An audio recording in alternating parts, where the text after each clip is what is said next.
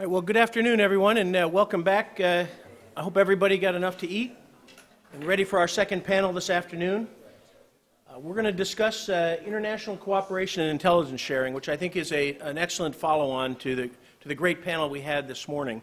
The identification of the issues and the challenges and the current and future threats from this morning.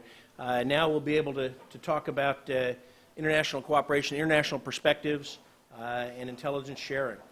Our first speaker from the Handa Center for the Study of Terrorism and Political Violence at St. Andrews will be Dr. Bernhard Blumenau. He's an accomplished scholar, writing numerous books, including languages that I can't speak, but he speaks many languages. But I think his two books that are most relevant to today, the United States, United Nations and Terrorism, Germany, Multilateralism, and Anti-Terrorism Efforts in the 70s. So we've got a historical perspective and an international history of terrorism, Western and non-Western experiences. So he's going to bring some very important viewpoints to today's presentation. And then we have Dr. Laura Donohue from Georgetown Law School, and an accomplished professor, practitioner, and really constitutional law and liberty. So we're going to have some great viewpoint on that. And she's written The Future of Foreign Intelligence, Privacy and Surveillance in the Digital Age. And I think that is very, very appropriate for today's topic. And so the conflict between, of course, intelligence gathering and protection of our liberties. And then lastly, we have Bruce Riedel, who's a senior fellow and director at the Brookings Intelligence Project at the Brookings Center.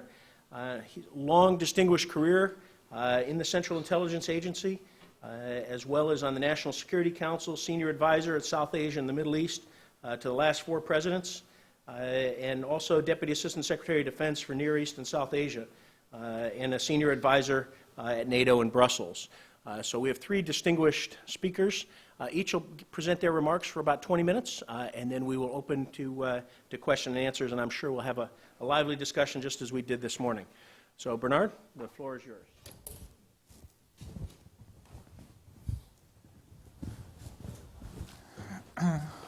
All right. Thank you, first of all, Bruce and David and your team for organizing this very great conference and for inviting me, even though, as you've mentioned already, my presentation will be a bit different from the ones we've had before, in that not only will I talk about the historic aspects of terrorism, but to make matters worse, I will actually take a more European view on events. I've chosen the historic aspects for several reasons. First of all, I'm actually trained as a historian, and as that, I'm always a bit uncomfortable making predictions about the future. I'm totally happy to make predictions about the past. That is the advantage of this. I'm not doing this to promote the book that you've mentioned. Any references to the book are absolutely accidental and unintended.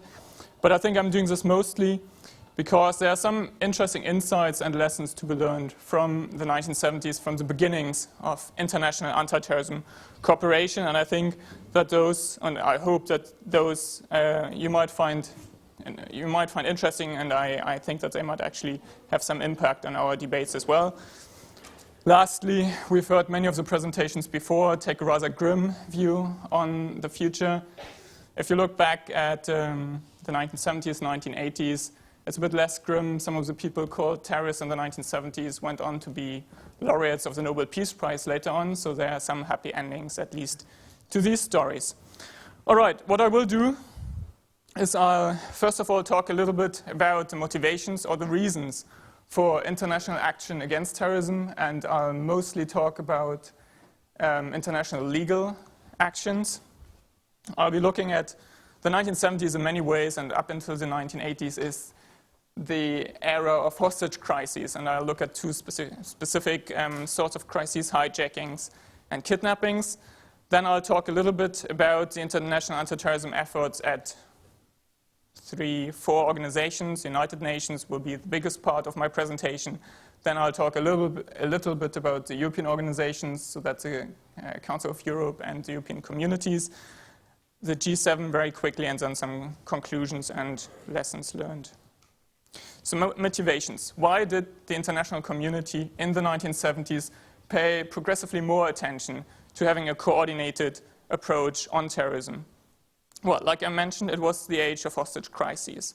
So we had a couple of quite influential hijackings. I think one of the first ones is that was a big impact, was Dawson's Field in Jordan. It's when a couple of planes were hijacked, flown to a deserted Royal Air Force strip in Jordan. They were blown up. They were evacuated before, so the people left them. That's not always what happened later on. But there were first attempts of having the countries concerned come together and coordinate their position in order to increase their bargaining position vis-à-vis the PFLP, so the Palestinians that hijacked these planes. What those wanted was mostly, to get Palestinians out of Israeli prisons. So in Bern, which is where this crisis committee met, we had Germans, Americans, British, Swiss, and Israelis. The Israelis took a little bit of a different position because they were not officially involved in these negotiations, trying to negotiate together. However, this story didn't really end well. In the end, all these countries had their unilateral negotiations with the Palestinians and unilateral efforts, which was particularly unpleasant for the US because they were the only country where there were citizens involved, but they didn't have any prisoners that the Palestinians wanted, so they had nothing to offer to the Palestinians. They depended largely on the other countries to make concessions to the Palestinians in order to get their citizens out of the situation. Also, this all happened in the evolving Jordanian civil war, which added another layer of complications to the whole situation. And this is the Black September, obviously, that then gave its name to an important terrorist group later on.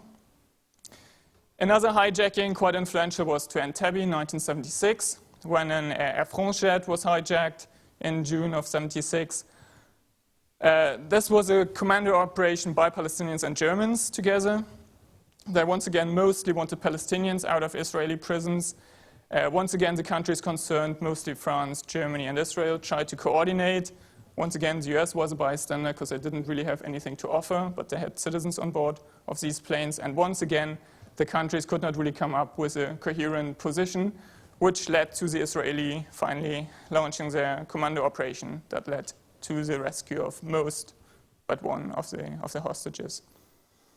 I think what is also important about Entebbe is the involvement of Idi Amin in the whole crisis, because he took an ambiguous yet quite clear pro-hijacker stance in that he allowed them to use the airport.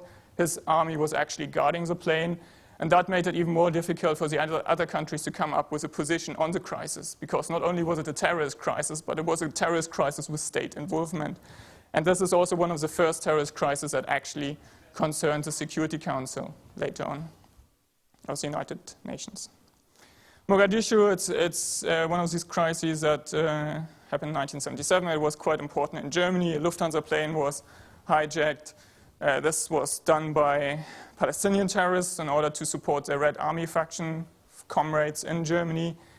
This was, however, a case where the cooperation between the countries concerned worked much better than in previous examples. And what is interesting about this crisis is that the West Germans even reached out to the East Germans and the Soviets and got some little support from them as well. So this was some cross-Iron Curtain cooperation, at least to some extent. And that was resolved by a commando operation of the GSG-9, the German counterterrorism unit. But there were also kidnappings. There were attacks on diplomats throughout the whole decade. It started in the late 1960s, early 1970s, mostly in Latin America, especially in Guatemala, where several diplomats, Americans, Germans, and others were abducted, kidnapped, and also assassinated. There was the crisis at the Saudi embassy in Khartoum, 1973, where American diplomats were killed. The German embassy in Stockholm was raided by the Red Army faction. Once again, this was kind of a happy ending because not too many of the diplomats were killed, even though it looks quite dramatic on this picture. This is actually a picture of the embassy once the explosives detonated. The OPEC siege, 1975, was quite important also because it showed to the Arab countries that they too could become victims of terrorism.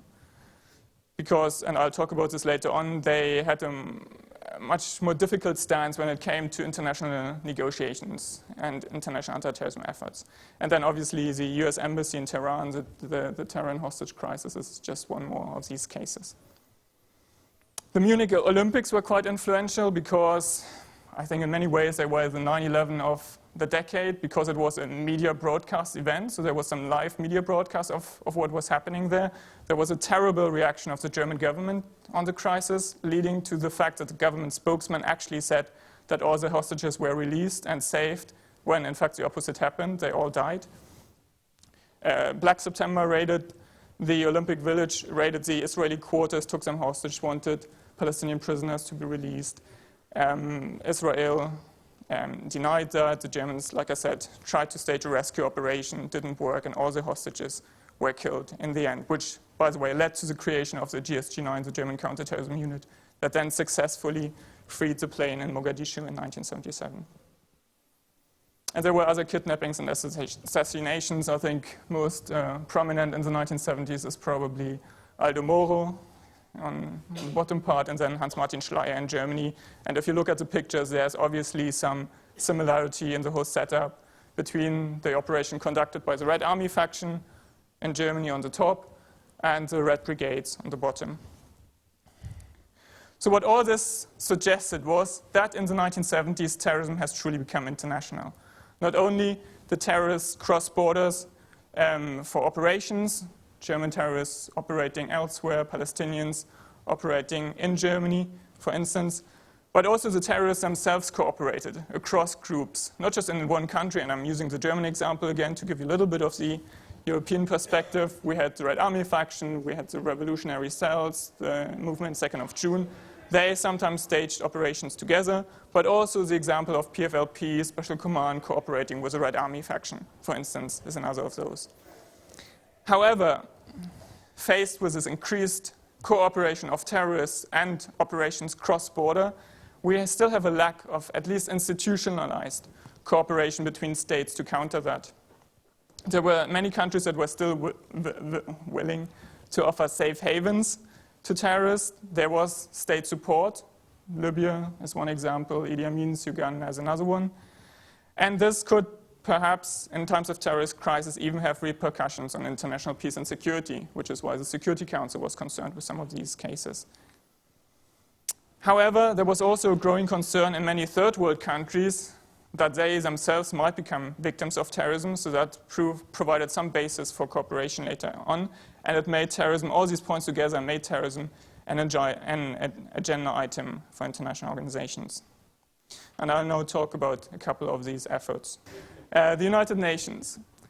There were three important efforts in the 1970s. One was the idea to have a comprehensive convention against terrorism. So then one convention that would cover all cases of terrorism.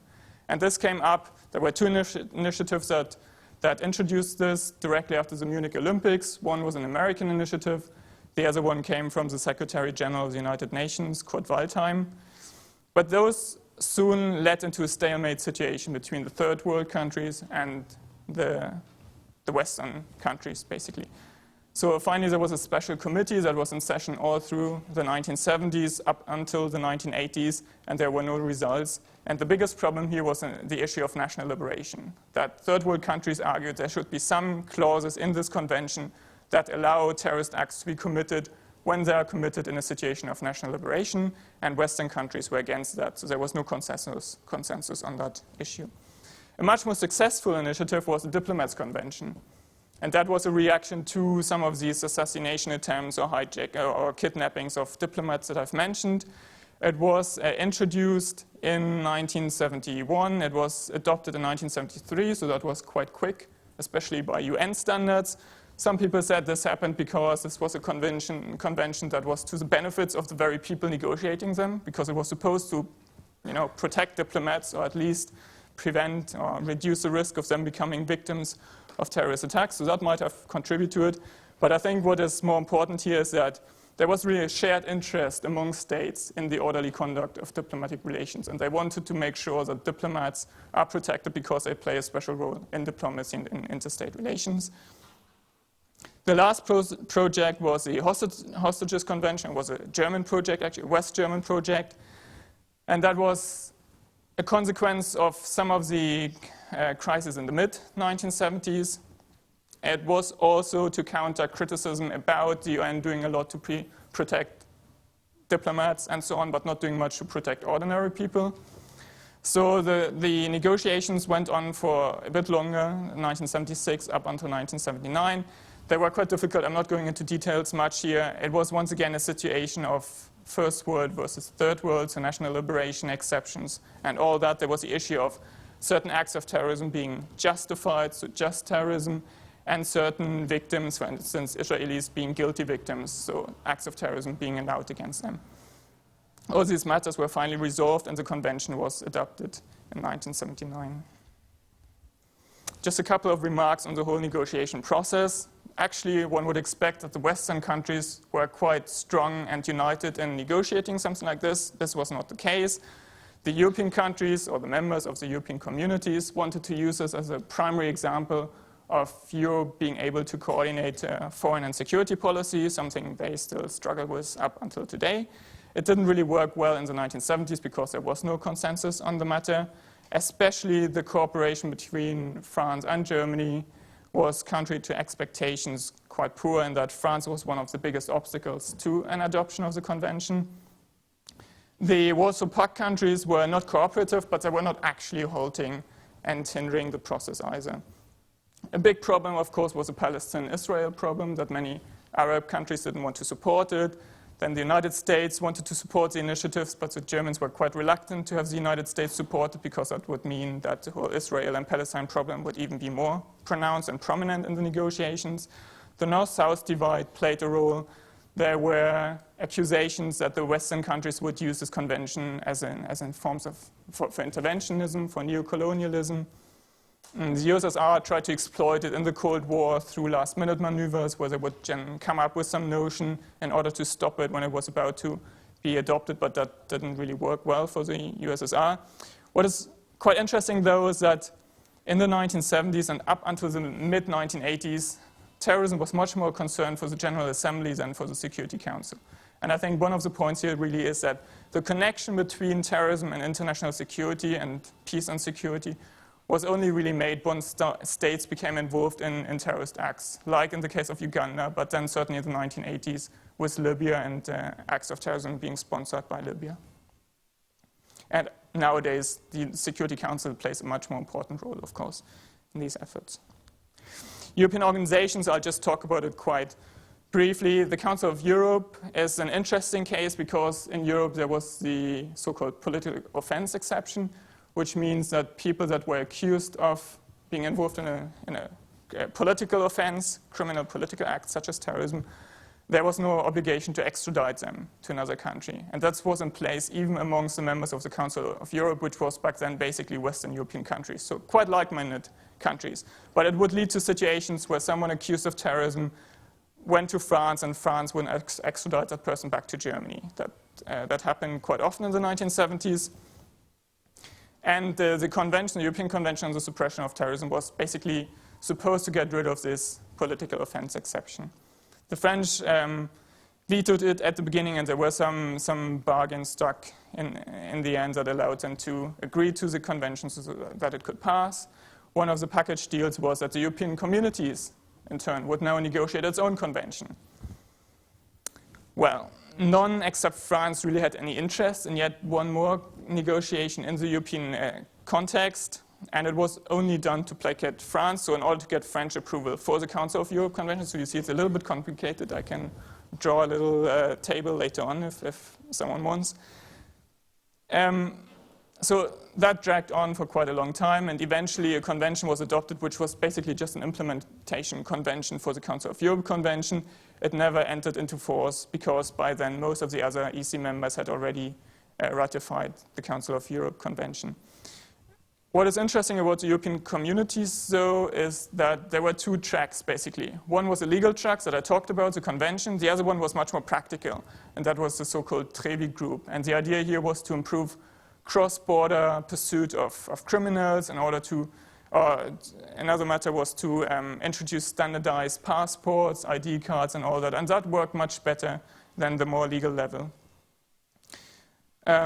So the political matters, the legal matters were much more problematic, but what this showed very well to the rest of the world was that even amongst very like-minded countries, it was very difficult to come up with anti-terrorism efforts, international anti-terrorism efforts.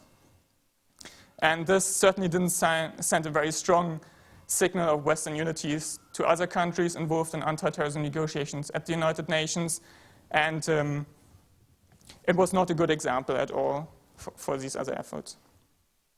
The G7 are just en passant.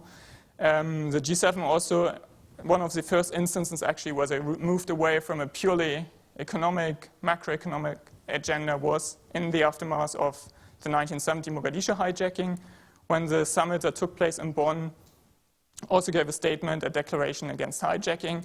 The basic idea was to have some kind of implementation mechanism for the ICAO convention, so the International Civil Aviation Organization had passed a couple of conventions already in the 1960s, early 1970s, and now they wanted to have a way to enforce them. And the idea was that countries granting safe haven to hijackers would face economic sanctions, and that was quite an important threat in the 1970s when the G7 still accounted for the major part of the economic power in the Western world. However, the follow-up process was very slow. There were working groups, but they weren't really able to come up with any concrete results. There was a loss of interest. There was a perception that this would be a dictate of the G7 and other countries. Germany, for instance, feared that it might burden UN negotiations. To cut a long story short, in the end, this was only a statement and remained only a statement that was reiterated at consecutive meetings, but that never had any technical implementation process attached to it. As a matter of conclusions, what about the geopolitical Cold War context in the 1970s? Well, like I said, there was no united Western front on the matter. There were strong divides between, for instance, France and Germany. The Warsaw Pact countries were in a rather passive position. Like I said, they didn't really put too many obstacles in the way, but they didn't certainly support it either. The USSR tried to exploit it for prestige and other reasons, but not on concrete grounds. What is interesting here is, I think, the extent to which détente had a role in the whole negotiation process. Because when the cross-Iron Curtain tensions declined in the course of détente, much more attention was paid on terrorism, for instance, at the United Nations, which made it much more difficult to reach a consensus and a compromise on these anti-terrorism negotiations. Once the Cold War escalated again, and a lot of attention was once again put to places such as Afghanistan and others, the anti-terrorism negotiations were removed from the spotlight at the United Nations and thus allowed for much more compromise and successful results, and I think the Hostages Convention testifies to that. The lessons learned, I think basic lesson is that most of these efforts started in the 1970s. Some were successful, even though they didn't seem to be that successful at the beginning. National interest and policies dominated over the willingness for an increased anti-terrorism cooperation, something that's probably still true today in many ways. No comprehensive anti-terrorism instrument was adopted. The United Nations is still negotiating, officially at least, a comprehensive convention. But technical cooperation and technical aspects, convention on these aspects, worked quite well. So the piecemeal approach is what transpired in the 1970s, and I think that is something that's still very valid today. That was continued in the 1980s when we had specific conventions on nuclear material, explosives, maritime security.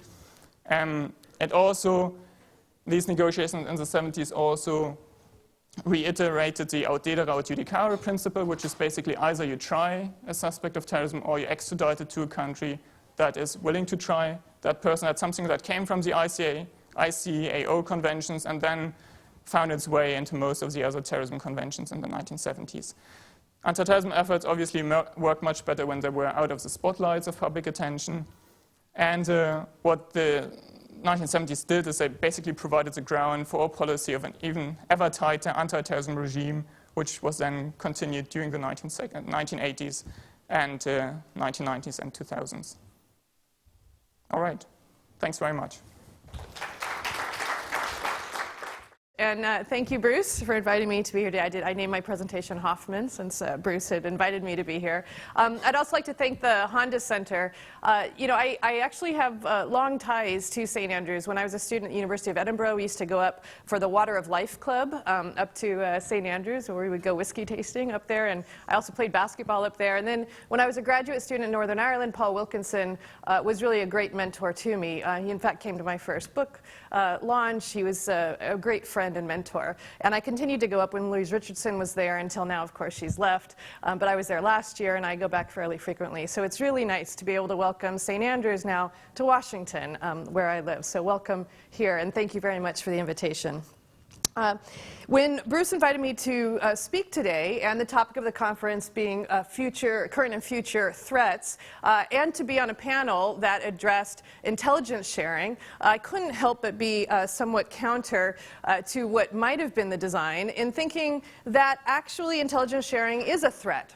And it's a threat of a particular kind, and I realize that my remarks might be a little bit provocative in one sense, but I actually see some very serious concerns about the way in which we conduct intelligence and intelligence sharing in a digital age. And what I'd like to suggest today is that there is a coming constitutional crisis, both for the United States and for the United Kingdom, owing in no small measure to the advent of new and emerging technologies, digital technologies, to the convergence of criminal law and national security, and particularly to the growing movement to international intelligence cooperation. So let me begin with history and law, and particularly in the United States itself. Since the earliest days of our republic, U.S. leaders, political and military leaders, have recognized that we need intelligence for national security. So on June 13th of 1775, the New Hampshire Committee of Safety tipped off the provincial Congress in Massachusetts that the British were planning to send troops to occupy the hills around Boston. By a gentleman of undoubted veracity who left Boston last Friday, who had frequent opportunity of conversing with the principal officers, Engage's army, we're informed there's a probability, when the expected reinforcement arrives from Europe, that General Gage will secure some advantageous posts near Boston, viz. Dorchester and Charlestown. Now, the Army immediately used this information to its advantage. Colonel William Prescott led 1,200 soldiers to build defenses on that contested ground, and it caught the British flat-footed. The British troops ultimately prevailed, but they suffered heavy losses. More than 1,000 people were killed or wounded. That clash became known as the Battle of Bunker Hill. It played a crucial role in the Revolution, which really ignited colonial morale, and it sent a message across the Atlantic that this battle was not going to be won quickly or easily. Throughout the Revolution, intelligence really played a key role for the United States. General George Washington spent more than 10% of his military funds on surveillance. He established networks of agents throughout the Northeast to collect information and report back to him. As he explained to Elias Dayton, at the time, who was one of his chief agents in the intelligence network in Staten Island, he said the necessity of procuring good intelligence is apparent. Peace brought with it new demands, not least for more information about what other countries were up to. And so in his first State of the Union address, George Washington requested funds for a competent fund to finance foreign affairs. Within 6 months, Congress put this fund together, a Secret Service fund to be used, as Senator John Forsyth suggested, for spies to collect intelligence. Now, John Adams, Thomas Jefferson, James Madison, all of our subsequent presidents went on to request money for and to institute ways to collect intelligence itself.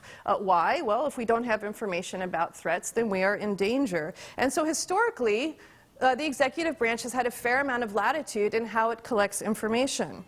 At times, though, the executive branch has really been so aggressive that the courts and the legislature have had to rein it in, had to pull it back in. So the 1970s marked one such time. The Church Committee hearings in the United States revealed that the NSA, the CIA, the FBI, the Department of Defense, and others had implemented programs that placed ordinary law-abiding citizens under surveillance. So Congress responded with the 1978 Foreign Intelligence Surveillance Act. The aim was basically to provide the president with enough authority to deter external attacks, to ensure domestic security, but also to restrain the executive in a way that prevented it from running roughshod over very foundational, important rights in the United States. When this went to the courts later, they deemed that legislation to be a constitutional exercise of legislative power, and also to meet the requirements within the Fourth Amendment. So for nearly 3 decades, that equilibrium held. But then we had 9/11, and all of a sudden the landscape itself shifted. The executive bypassed the statutory realm and instituted an intelligence gathering program both domestically and internationally, completely outside any statutory framework. Later on, they tried to bring stellar wind, which was the code name given to that, back inside the statutory framing of FISA, the Foreign Intelligence Surveillance Act, and it led to a convoluted reading of the law at best.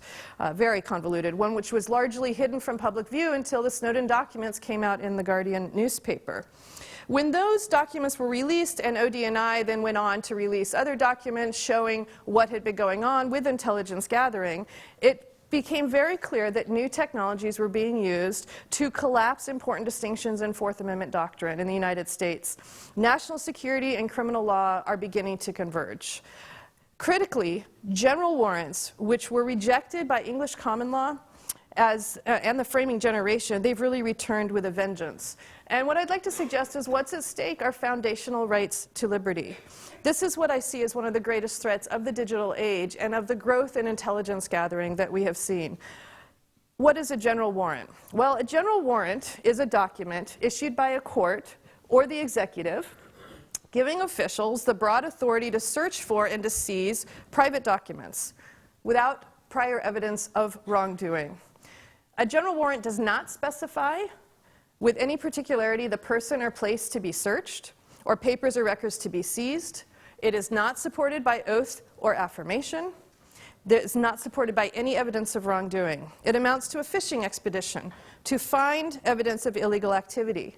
For centuries prior to the American founding, general warrants were seen as the worst exercise of tyrannical power.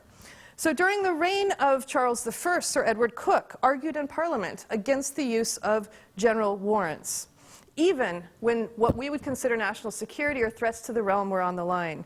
If such instruments be used per mandatum domini regis, or for matters of state, he thundered, then we are gone and we are in a worse state than ever. If we agree for matters of state, we shall leave Magna Carta and do what our ancestors would never do. The 1628 Petition of Right incorporated a prohibition on general warrants into it after Coke's words in Parliament. Coke returned to these arguments in the third part of his Institutes of the Laws of England. To issue general warrants, he wrote, is against Magna Carta, and so preventing their use lay at the heart of the rule of law. Nex super eam ibimus, nex super eam mittimus, nisi per legale judicium, parium forum, vel per legem terrae. Neither will we pass upon him nor condemn him, but by the lawful judgment of his peers or the law of the land. Coke's rejection of these general warrants really reflected growing frustration that the Crown was using them more and more. Now, ironically, his institutes fell subject to a general warrant. He was dying. He was actually laying dying, and Charles I ordered that his chambers be searched and all such papers and manuscripts as might be relevant be seized. In fact, the king himself broke open the trunks when they were brought to him, but it was too late to stop the institutes from being published. And so legal scholars went on to really cement Coke's words into English legal treatises.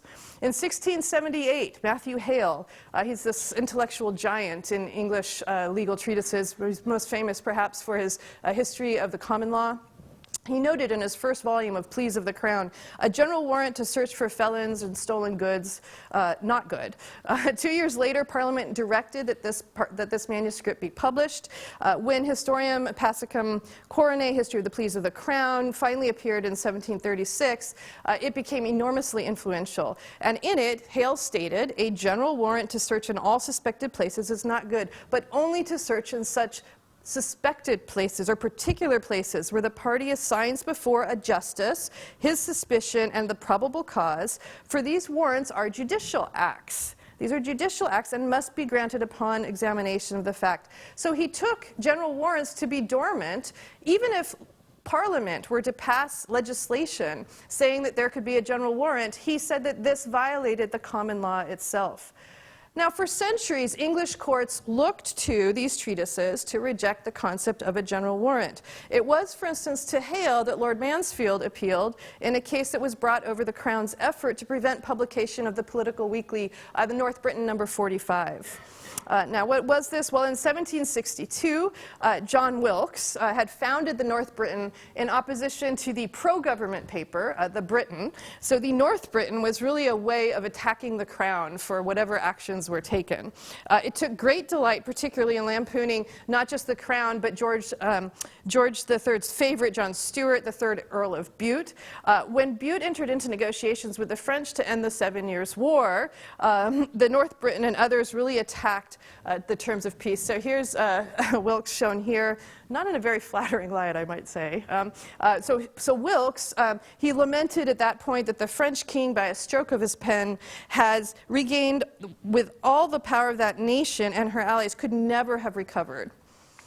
He went on to say that when Grenville assumed the office of Prime Minister, he took the office and he sanctioned the Treaty of Paris. He went on to say that the government had saved England from the certain ruin of success, and he lamented seeing the Crown sunk to prostitution. Right? So this time, Wilkes had gone too far, and within 3 days, Halifax signed a warrant, a general warrant, directing that the authors and the publishers and the printers of a seditious paper entitled North Briton 45 be found. In the melee that followed, there were dozens of cases that came forward. Perhaps the most famous is Wilkes v. Wood. It was really followed in the American colonies with the enthusiasm of contemporary Downton Abbey fans. You know, everybody watched it and looked at what was happening. All the newspapers, I've read all the colonial newspapers on this, they all covered what was happening in Wilkes v. Wood very, very, very closely.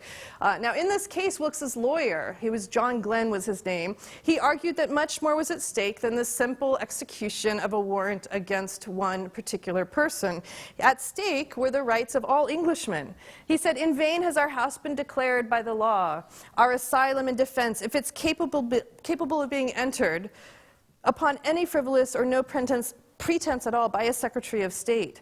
So the seizing of Wilkes's papers represented the worst offense against the Crown's subjects. For other offenses, an acknowledgement might make amends, but for the promulgation of our most private concerns, affairs of the most secret personal nature, no reparation whatever could be made. English law never admits of a general search warrant.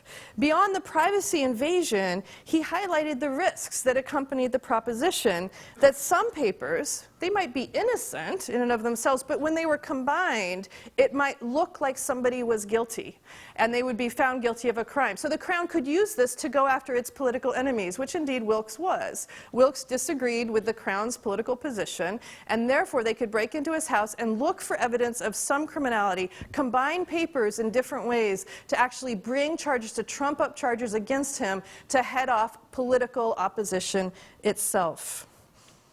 After only a half hour of deliberations, the jury returned an astounding verdict, £1,000. At which £1,000 in those times, if you think about the relative terms, £1,000 was the actual damages that were awarded in that case. The St. James Chronicle reflected, by this important decision, every Englishman has the satisfaction of seeing that his home is his castle. So recall in 1604, Sir Edward Coke had said in Semane's case, the house of every one is to him his castle and fortress, as well for his defense against injury and violence as for his repose. Now in that case, Coke recognized limits on the Crown's ability to intrude in the private homes of the king's subjects. 24 years later, he incorporated that same idea into his institutes itself, and this is the language that the St. James Chronicle then quoted in response to Wilkes v. Wood. Now, 2 years after that case, Lord Chief Justice Mansfield in the Court of the King's Bench similarly found himself confronted by the execution of the North Briton number 45 general warrant, in this case as against Dryden Leach. Like John Glenn, Dunning, who was Leach's counsel, argued that the generality of the warrant is what made it invalid. He appealed to inalienable rights. He said to ransack private studies in order to search for evidence, and even without a previous charge on oath, is contrary to natural justice, as well as to the liberty of the subject. And he continued to search a man's private papers ad libitum, and even without accusation, is an infringement of the natural rights of mankind. Now, Lord Mansfield, who was presiding over the case, agreed. He noted, Hale and all others hold such an uncertain warrant void, and there is no case or book to the contrary. These were hardly the only cases to address the issue of a general warrant. In Entebbe v. Carrington, Chief Justice Charles Platt contemplated an action in trespass against the Crown for execution of a general warrant against John Entick. Now, Pratt, ruling against the government, observed that the great end for which men enter into government is to secure their property, and their property as against the government itself. By 1766, members of Commons referred to these writs in even more derisive term. A general warrant, they said, quote, is such a piece of nonsense as deserves not to be spoken of, being no warrant at all. And so by the time Blackstone wrote his commentaries, which became really the foundation for a lot of American law, he drew a distinction between specific and general warrants, and a general warrant for Blackstone was invalid. Now, the colonists, when they left England, they expected that these rights would follow them to the United States. They thought that what had been protected previously would also be protected here. But in the New World, general warrants reappeared, this time in the form of what were called writs of assistance.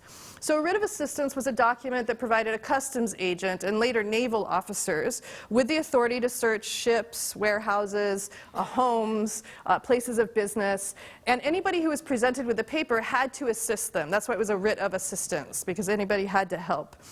James Otis's really fiery oration in Paxton's case challenged a Boston writ of assistance. It's one of the most famous orations in U.S. history. More than 50 years later, President John Adams, our second president, he wrote that Otis was a flame of fire. His argument breathed into this nation the breath of life. He continued, every man of an immense crowd was ready to go away as I did, to take up arms against the English government. Well, what was it that Otis said? He attacked the idea that the Crown should have the authority to enter and search the private papers of British subjects. He said, I will to my dying day oppose with all the powers and faculties God has given me such instruments of slavery on the one hand and villainy on the other, as this writ of assistance is. General warrants were the worst instrument of arbitrary power, the most destructive of English liberty, and the fundamental principles of the Constitution that was ever found in an English law book. He hearkened back to Charles I and James I, saying that it was this kind of power, despotic power, that had cost one king of England his head and another his throne. And part of the problem is that anybody who had a general warrant had the power to be a tyrant, and not just a tyrant, but one sanctioned by the law. Really at base were concerns about the sanctity of the home and the importance of the home. One of the most essential branches of English liberty, Otis noted, is the freedom of one's house. A man's house is his castle, and whilst he is quiet, he is as well guarded as a prince in his castle. So a writ of assistance would annihilate that privilege.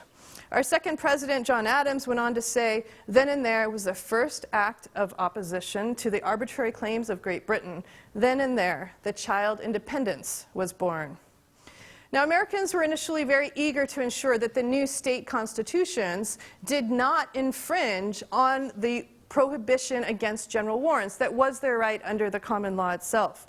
So in May of 1776, the veritable pantheon, if one thinks about it, of the American Republic gathered in Virginia to draft the Virginia Declaration of Rights. It was Patrick Henry, George Washington, Edmund Pendleton, George Mason, George Wythe, Richard Lee, Thomas Jefferson. If you think about the people assembled in Williamsburg, it's really quite astounding. Now, to Mason fell the responsibility of drafting the Declaration of Rights. He drew from Locke and Montesquieu, from English experience, from the colonial experience, and he looked to these documents and these experiences to establish rights, amongst which was the right to be free from general warrants. The Virginia Declaration of Rights went on to state that general warrants, whereby an officer or messenger may be commanded to search places without evidence of a fact committed or to seize any person or persons not named, or whose offense is particularly described and supported by evidence, are grievous and oppressive and ought not to be granted. Now, Virginia was not alone in this regard. Pennsylvania, Benjamin Franklin, George Bryan, James Cannon, Thomas Paine, the whole the number of the founders that were in Pennsylvania, they also drafted a new state constitution, which established security from searches and seizures, and it included a prohibition on general warrants. Now, I want to draw attention here to unreasonable searches and seizures. By using this word, unreasonable, it did not mean what we mean today. So today we think about unreasonable in the Fourth Amendment as being more or less reasonable, kind of a relativistic sense. But in the 17th and 18th centuries, reasonable meant the reason of the common law. So unreasonable was against the reason of the common law. And so by using the word unreasonable, they were saying that general warrants ran against the reason of the common law. And that's what that word meant in that particular context. And they were not the only state to prohibit it or to consider general warrants to be unreasonable. Delaware, Maryland, North Carolina, they all went on to outlaw general warrants. These early state constitutions were very important. So they transformed what had been a general understanding under the common law into a constitutional right on this side of the Atlantic. So when the founders rewrote the Articles of Confederation into the Constitution, there was increased concern about whether this new national government that was going to be much stronger would violate the rights of all of the citizens within the country itself. Perhaps one of the liveliest and most intense exchanges took place in Virginia. Patrick Henry, he was this charismatic former governor. Even Thomas Jefferson, who hated Patrick Henry, just really was impressed by his qualities of oration. He was so good. And he really held forth. He worried that the new Constitution would ruin individual rights in the United States. He said, "I feel myself distressed because many valuable things are omitted from the Constitution. For instance, general warrants, by which an officer may search suspected places without evidence of the commission of a fact." So the problem is that property could be searched in an arbitrary manner. You would have no control over such searches, and this could be used as a way to consolidate power and override individual rights. Virginia delegates went on to establish, as part of a proposed Bill of Rights, the protection against unreasonable searches and seizures by eliminating general warrants and requiring further specifics. In Massachusetts, Pennsylvania, North Carolina, similar conversations took place. In Maryland, anti-federalists warned about this as well. And so we come that by the time Madison was entrusted with drafting the Fourth Amendment, he stated that he would prohibit general warrants, as well as ensure that freedom of press, freedom of speech, and other rights be protected. This was one of the concerns. That then, he said, the rights of conscience, freedom of press, trials by jury, security against general warrants. That then leads to the Fourth Amendment. So what does the Fourth Amendment say in the U.S. Constitution? It says the right of the people to be secure in their persons, houses, papers, and effects against unreasonable searches and seizures shall not be violated, and no warrants shall issue but upon probable cause, supported by oath or affirmation, and particularly describing the place to be searched or persons or things to be seized. So the first part establishes the right against general warrants. The second part says even for a particular warrant to be valid, it has to meet these specific criteria. Okay, so that's the history. With that history in mind, one could perhaps be forgiven for being somewhat surprised on June 6, 2013, to wake up and find in The Guardian an announcement that the United States was collecting the phone records of millions of Americans. Here's the order. It was printed in The Guardian. It required Verizon to turn over all call detail records of telephony metadata created by Verizon for communications between the United States and abroad, or wholly within the United States, including entirely local telephone calls. Issued by the Foreign Intelligence Surveillance Court, this order did not name any individual suspected of wrongdoing. It did not specify a crime. There was no oath or affirmation behind it. It did not indicate the particular place to be searched. In fact, it was not tailored in any way whatsoever. It empowered the intelligence agencies and, as it turns out, federal law enforcement agencies to obtain private papers under a judicial writ. Anybody served with the order was forced to comply. And rather than stating at the outset information that indicated that there was some sort of illegal behavior underway, it was being used to find evidence of criminal activity. In short, it was a general warrant. Now, some people have argued that the information collected from that order was not private and therefore didn't deserve the protections of the Fourth Amendment. That statement really just doesn't survive scrutiny. The order demanded that documents detailing private citizens' relationships, their friendships, their conversations, their social networks, as well as their location from trunk identifier information, be collected 24 hours a day, 7 days a week, for years. For nearly a decade it was collected. Now, it's important to note here that there's a significant amount of information that even telephony metadata holds. So a recent study by computer scientists at Stanford University took a look at the records of 546 volunteers over just 3 months. Okay, so contrast that with the millions of Americans over nearly a decade. Just 546 people for 3 months. Looking at the numbers dialed and the patterns in the calls, they were able to ascertain highly sensitive personal information. So one participant in the study spoke for some time with cardiologists at a medical center, then talked to a medical laboratory, then received calls from a pharmacy, and then telephoned a home reporting hotline for a medical device used to monitor cardiac arrhythmia. Another called a firearms store that specialized in AR-15 semi-automatic rifles, and then telephoned a customer service hotline for a manufacturer that produces an AR-15 line. A third participant, I wonder if they volunteered for the study. Okay, they called a home improvement store, a locksmith, a hydroponics dealer, and a head shop. Right, as part of their telephony metadata, it was collected. A fourth person telephoned her sister, spoke to her at length. 2 days later, she called Planned Parenthood. A fortnight later, she telephoned the clinic a few times, and then 1 month later, called it a final time. The metadata provided insight into the participants' heart conditions, gun purchases, cannabis cultivation, and the decision to have an abortion. And it was just 500 people over a 3-month period. To be sure, there are differences between the general warrants that the framers rejected and the Section 215 telephony metadata collection programs. The 18th century was not a digital era, and so no physical penetration of the home has to occur in order to collect all of this private information. There's also not that element of embarrassment that was of concern also to the founders when you're standing there and the crown is going through your home as though you are a criminal. There was an element of embarrassment that they also wrote about at the time. But setting those differences to one side, the orders are really strikingly consistent, particularly in terms of the privacy interests that are being protected.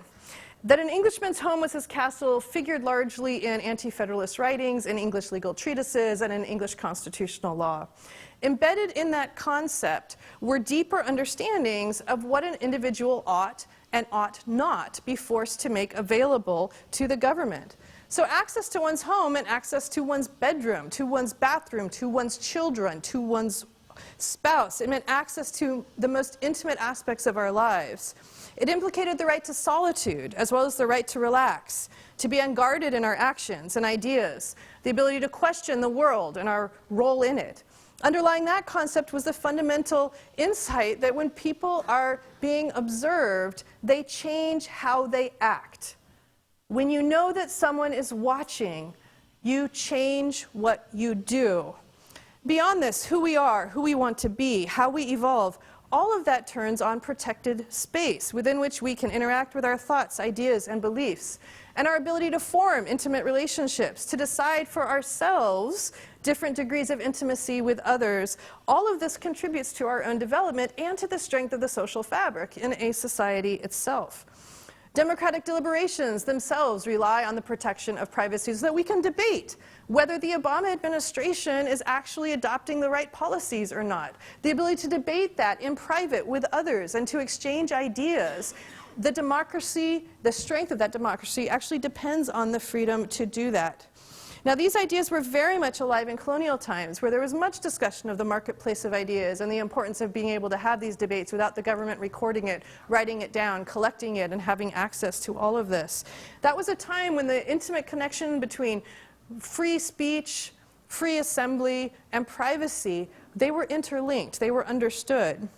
They also took very seriously the potential harms that could follow from the government amassing too much information in one place. The founders worried, for good reason, that those in power would use the information to target citizens because of their ideas, beliefs, or political positions. Such a power was ripe for abuse.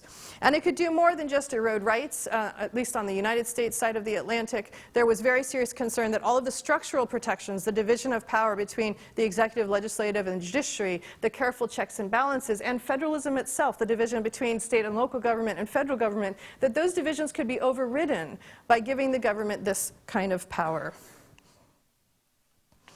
Because of the enormous potential for harm, the founding generation actually considered general warrants for search to be far more concerning than general warrants for arrest. This was a much more insidious power. Now, last June, Congress passed the USA Freedom Act, which essentially ended the Section 215 telephony metadata collection program. So some people say, oh, look, this is no longer an issue. You don't need to really worry about that. In my view, that argument is a red herring, a complete red, it's not very red with all the lights on, but a red herring. Okay, why? Well, the advent of big data. The potential of these new analytical tools, paired with ways in which technology has really catapulted our world forward, make this, in my view, one of the most pressing questions of our times. Telephony metadata is really far from the only game in town, and the problems are in every way exacerbated by international cooperation and the sharing of yet more data with other countries. According to recent press reports, for instance, in conjunction with GCHQ, the NSA appears to be tapping Yahoo and Google's internal networks to harvest email, address books, and instant messaging contact lists, implicating hundreds of millions of customers. Webcam images and chat sessions appear to be collected under Executive Order 12333. GCHQ files from 2008 to 2010 reference a program in which Yahoo webcam chats are collected in bulk regardless of whether the individual user was a foreign intelligence target or not. During one 6-month period, GCHQ, with the help of the NSA, collected visual data from more than 1.8 million Yahoo user accounts around the world. As a domestic matter, there are very few limits on U.S. collection of British subjects, British citizens, information itself, just as there are very few restrictions on Britain's collection of U.S. information. And then you start sharing that data and looking for potential evidence of illegal activity, and you're in a very different realm. In the United States, Section 702 data under the Foreign Intelligence Surveillance Amendments Act of 2008, the FBI routinely queries that database without any record for completely unrelated criminal purposes. So any communications that happen to have one end foreign or that happen to go internationally may be collected under that program itself. This is related to a U.S. Civil Liberties and Privacy Oversight Board report that was recently issued. Now, the fact that some of these authorities govern overseas communications really doesn't provide respite for citizens' privacy in either country. In the past, the U.S. really relied on the borders to protect our interests. There were no Fourth Amendment protections overseas, but within U.S. bounds, FISA in 1978 and certainly court decisions reinforced the need for certain kinds of warrants on domestic soil. But now, simply by how global communications work, entirely domestic conversations might happen to travel overseas, at which point they become vulnerable to collection under many of these programs. Digitization and the rise of big data means that massive amounts of private information can be analyzed. We have sophisticated algorithms that can be applied and new knowledge that can be generated about our private lives. Yes, as the first panel discussed, terrorist organizations present a threat. And yes, as I mentioned at the beginning of this discussion, intelligence is absolutely necessary to identify those threats. But in looking to the future, and particularly at bilateral cooperation and international intelligence sharing, how we proceed also threatens. It threatens the very values that we are seeking to protect in these two countries. The risks could really not be higher as we enter the digital age. Thanks.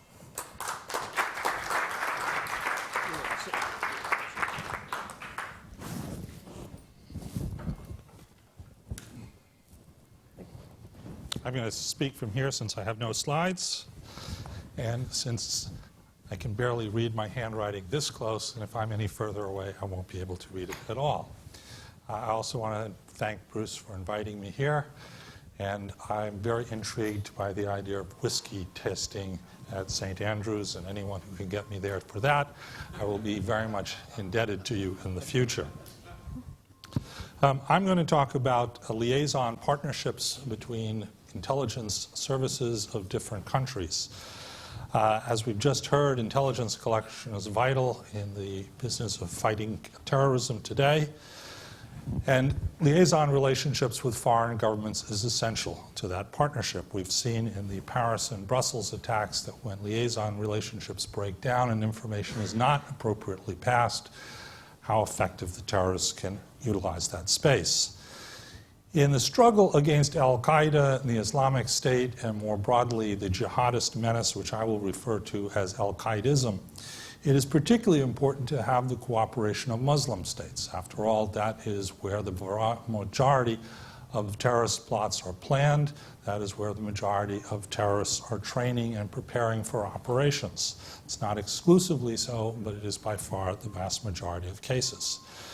So intelligence liaison relationships with Muslim partners becomes more and more important, and I think it's safe to say will become even more important if the predictions that we've heard from Bruce and others about the future turn out to be true. But what I would like to look at today is two particular Muslim partners which have proven to be extremely problematic in the intelligence liaison relationships over the course of the last 20 years. Pakistan and Saudi Arabia. Both are at the very core of the international terrorist problem. Both are at the very core of al-Qaedism. In fact, the al-Qaeda leadership almost certainly is still residing in Pakistan today. 3 American presidents have had to deal with this problem since the late 1990s and have sought to coax both of these partners into becoming more helpful. In the case of Pakistan, I think it's safe to say, and I will show you in a few minutes, that the success rate has been limited at best. In fact, one could argue been completely unsuccessful. In the case of Saudi Arabia, I would make the argument that something different has happened and that the Saudis have become more of a partner, have become more useful, but a fundamental disagreement lies at the core, which is yet hard to resolve and unlikely to be resolved in the future. Let me start with Pakistan. The Pakistani case is probably the most flagrant example of a Muslim partner who plays both sides of the fence. Pakistan is both a victim of terrorism, there's no question of that. The number of Pakistanis who've died in terrorist attacks over the last decade is measured in the tens of thousands. Some estimates up to 60, 80,000 Pakistanis have been killed or injured in terrorist attacks. But it is also a patron state sponsor of terrorism. In fact, I would argue that it may be the most extreme example of a patron state sponsor of terrorism today, even worse than the Iranians. The core of the problem is that the Pakistani army and the Pakistani intelligence service, the Inter-Services Intelligence Directorate, or the ISI, collude with a number of terrorist organizations.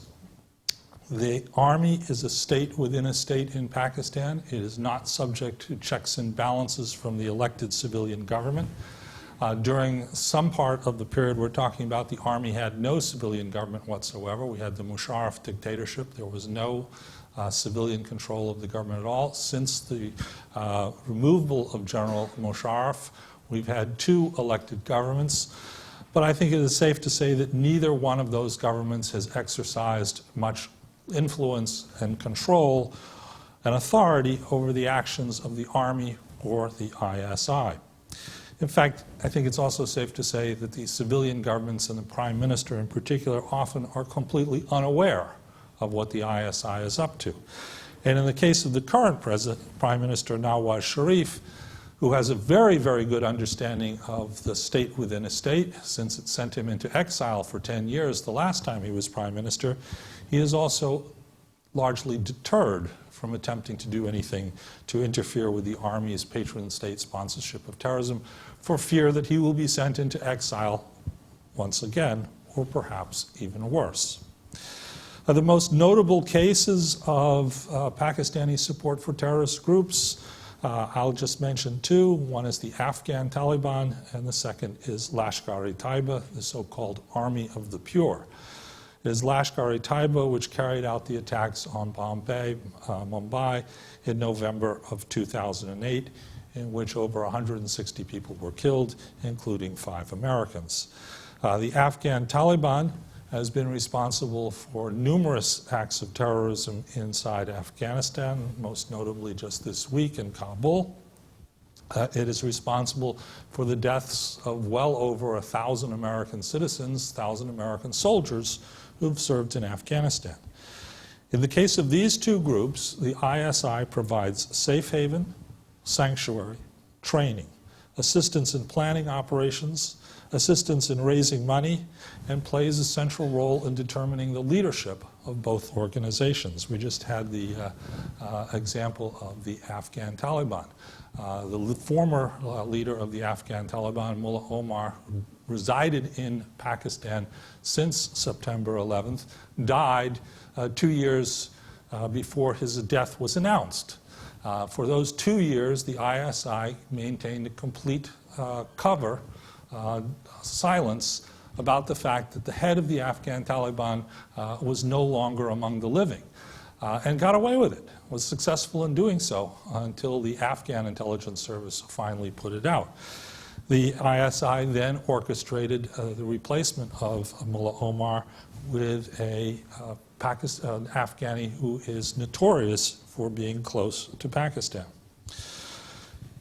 Looking backwards, we can also see a similar level of interaction between the Pakistani services and Lashkar-e-Taiba. In fact, Lashkar-e-Taiba was in many ways created by the ISI in the 1980s.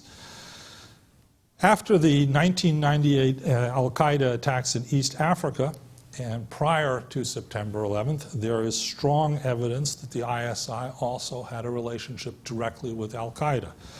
You will recall that after the 1998 East Africa attacks, the United States launched a cruise missile attack in an attempt to kill Osama bin Laden. We know for certain that, in fact, that cruise missile attack primarily killed officers of the ISI who were scheduled to meet with bin Laden at that location. I think it's a pretty clear case of the relationship between them. It also provided assistance in encouraging the Afghan Taliban to work with al-Qaeda.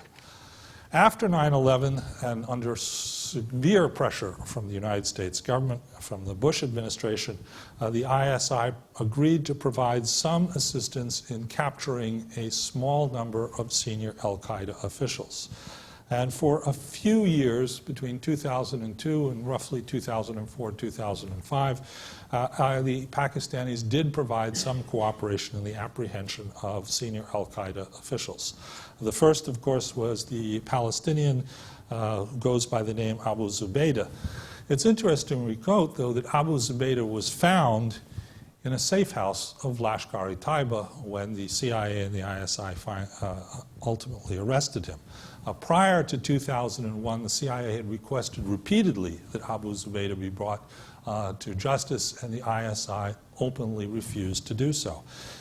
When the Clinton administration and then the Bush administration in the months before September 11th asked the Musharraf government to go after Abu Zubaydah, the Musharraf government flatly refused to have anything to do with it.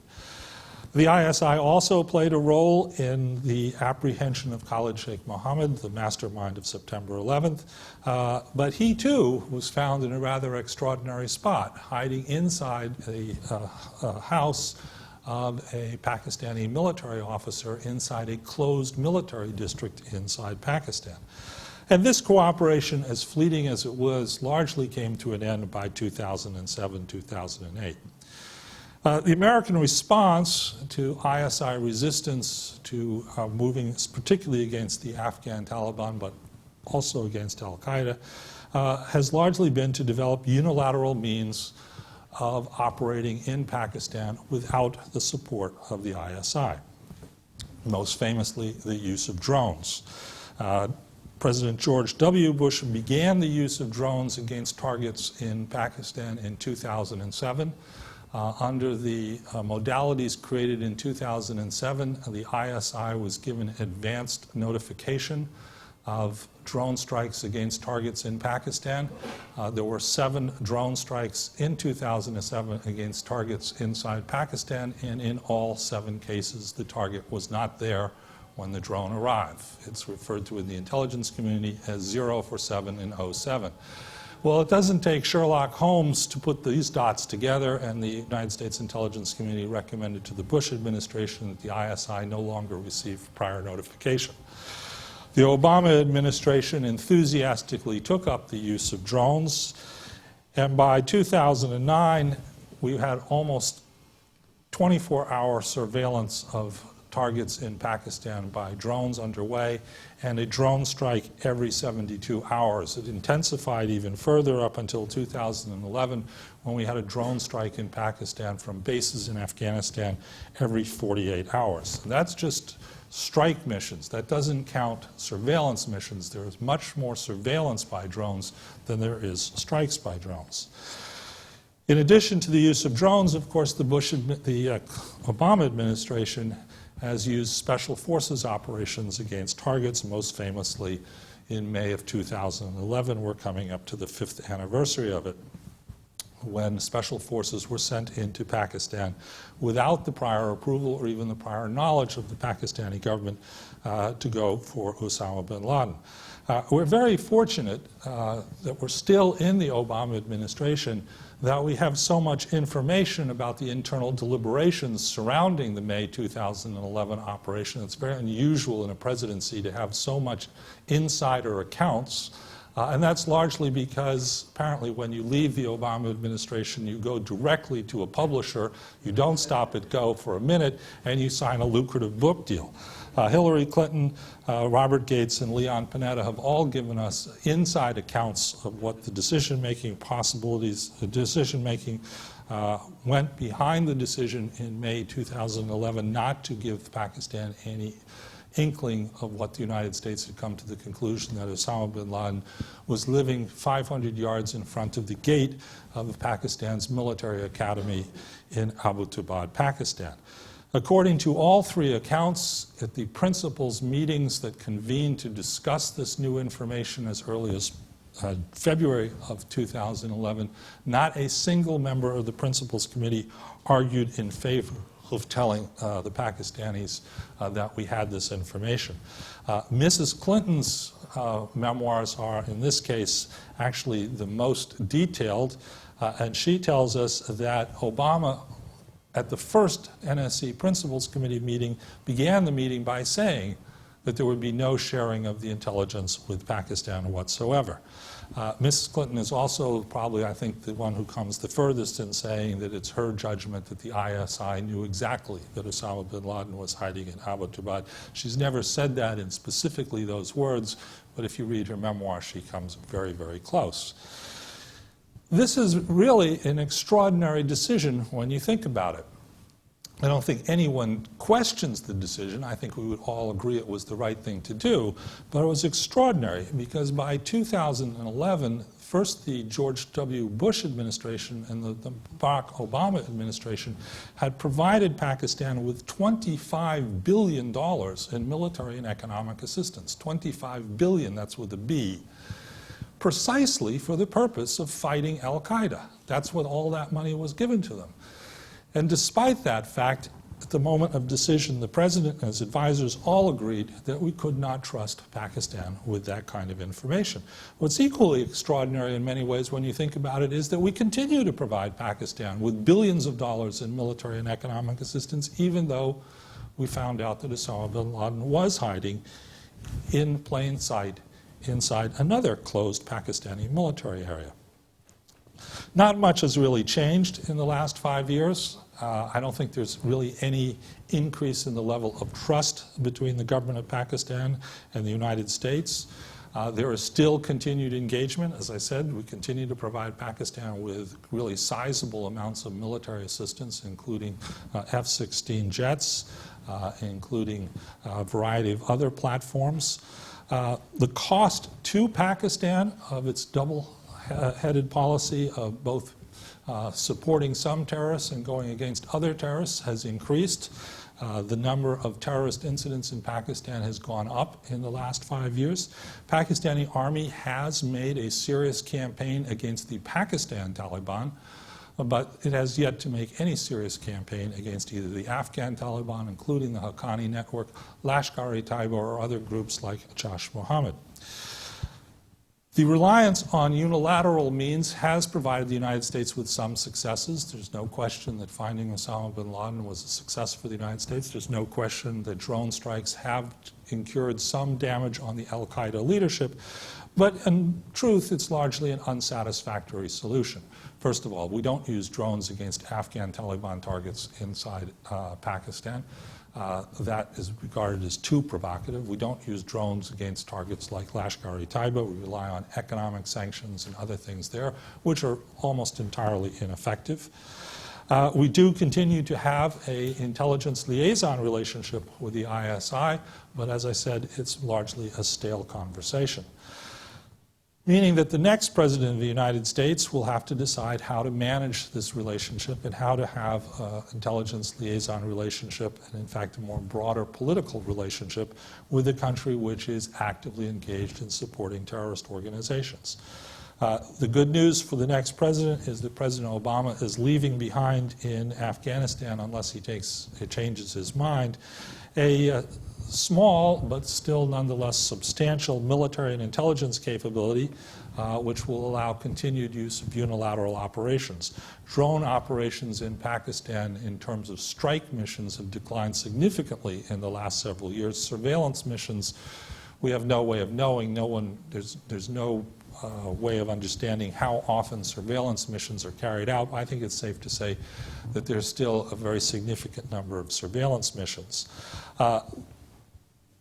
The next president will also inherit a reality that there's very little chance of a peace process developing with the Afghan Taliban and the Afghan government.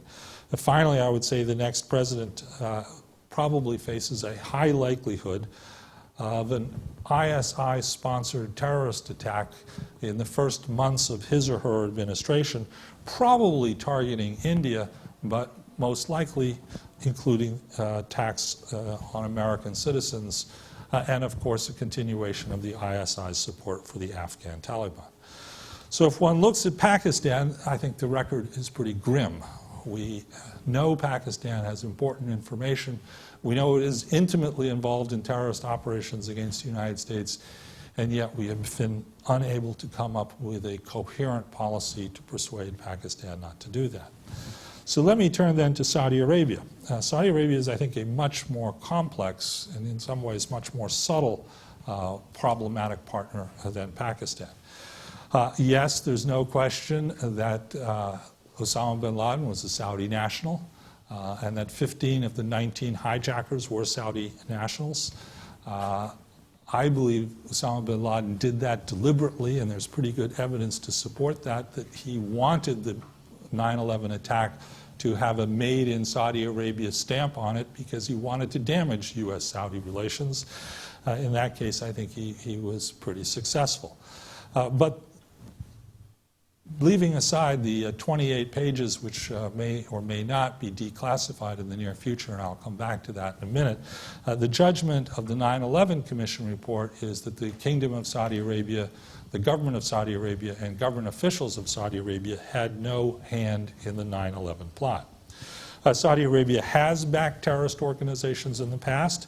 It was a principal supporter of the Afghan Taliban up until 9/11.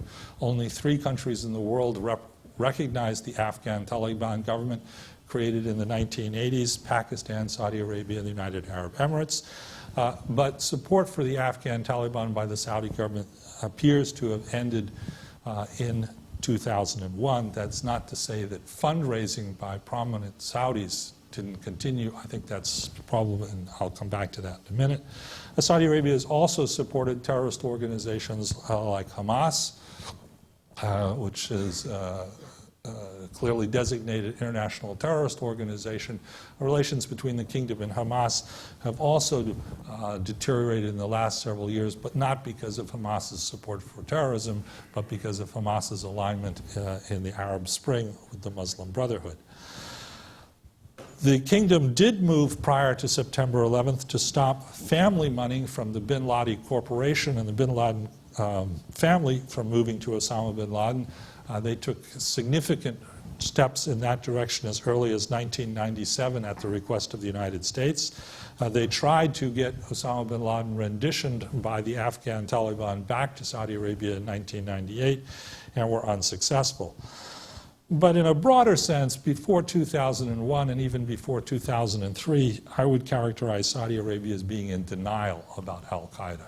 Saudi officials gave lip service to the notion that al-Qaeda was a serious problem, but with the exception really of Prince Turki, no other Saudi senior official seems to have taken the issue seriously, and Prince Turki's limits in order to get others on board were demonstrated. The turning point for Saudi Arabia's policy towards al-Qaeda comes in 2003 when al-Qaeda declared war on the House of Saud. Osama bin Laden issued a statement openly calling for the overthrow of the House Saud, and within a few months al-Qaeda launched what we can say in retrospect was the most serious internal challenge to the Kingdom of Saudi Arabia since the 1930s. Virtually every major Saudi city saw bombings, gunfights, and other terrorist incidents between the Saudi al-Qaeda infrastructure and the Saudi internal security forces. In the end, the Saudi internal security forces prevailed. In large part, this was due to the leadership of the then Deputy Director of the Ministry of Interior, Prince Mohammed bin Nayef, today Crown Prince of Saudi Arabia. He led a very successful, very thoughtful, very ruthless, but very, very effective counter-terrorist operation against al-Qaeda. Almost all senior al-Qaeda operatives in the kingdom were either killed, captured, or forced into exile.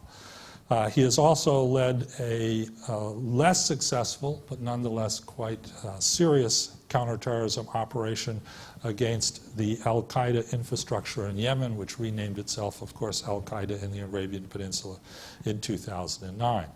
The Saudi counterterrorism efforts are known to have thwarted at least 2 al-Qaeda plots to attack the United States homeland, one in Chicago in 2010, and a second one using a suicide bomber who was in fact a Saudi recruited intelligence asset. We don't know what his target was going to be. There are undoubtedly other instances of Saudi intelligence helping to prevent al-Qaeda terrorist attacks which have not come into the public domain. After a year of not going after al-Qaeda in the Arabian Peninsula and Yemen while it was engaged in the war against the Houthis and their allies, in the last 2 weeks, Saudi Arabia has started a major campaign against al-Qaeda in the Arabian Peninsula and has had some at least significant initial successes. Saudi Arabia has also been active in U.S. efforts against Lashkar-e-Taiba. At least one senior Lashkar-e-Taiba official was renditioned from Saudi Arabia to India. That was a joint U.S.-Saudi counterterrorism mission. Saudi Arabia has also sanctioned al-Lashkar-e-Taiba financiers operating in the kingdom, again in cooperation with the United States. Saudi Arabia's counterterrorism measures have also been very active against the Lebanese terrorist organization Hezbollah. Most notably, last year, Prince Nayef's operatives were able to rendition Ahmed Ibrahim Mughassil, the perpetrator and mastermind of the Khobar attacks in 1995, from Beirut to Riyadh. At some point in the foreseeable future, I expect that the Saudi authorities will give us a great deal of information about what Mr. Mughassil has told them over the course of the last year. That will probably be an indication that Mr. Mughassil's days on this earth can now be counted in one hand. But there is another problem. Despite all this counterterrorism cooperation, which is serious and significant, there is, I think, remains another problem in Saudi Arabia's relationship to terrorism. And that is in the ideological and to a related degree financial aspect, but especially in the ideological aspect. To put it simply, Saudi Islam, or the version of Islam practiced in Saudi Arabia, is in many ways the ideological base for al-Qaeda and the Islamic State. I want to be very careful here. Saudi Islam is not identical with al-Qaeda and is not identical with the Islamic State. But one can make, I think, a very strong argument that the kind of Islam propagated in the kingdom is if you want, a petri dish in which al-Qaeda and al-Qaedism and the Islamic State were inevitably going to be produced. Now, you probably have noticed that I've deliberately avoided referring to it as Wahhabism. No Wahhabi regards themselves as a Wahhabi. Without trying to convert you, let me explain. Wahhabism is about the belief in the oneness of God, Tawheed in Arabic, that there is only one God, and that he should be the sole target of your adulation and prayers. By definition, that means that there is no intermediary between you and God. And by calling it Wahhabism, you've missed the whole point, because you've now put Ibn Abdul Wahhab in charge of your relationship with God. So, Saudis refer to their religion as Islam. Use of the term Wahhabism is basically a derogatory term attacking the Saudi version of Islam. Leaving this aside, and again, I'm not trying to convert you. I don't see any signs going up so far that I have a single convert in the room, and my vicar would be very upset with me if I was perceived to be trying to convert you. It is safe to say that the Saudi version of Islam, which is not tolerant of non-believers, even if they are other Muslims, and particularly not tolerant of Shias, since Shias not only regard Muhammad as a prophet and a prayer and a spokesman between you and God, but even more elevate Ali into that position, there is a striking degree of this ideological overlap between Saudi Islam and Al-Qaedism and the Islam of the Islamic State.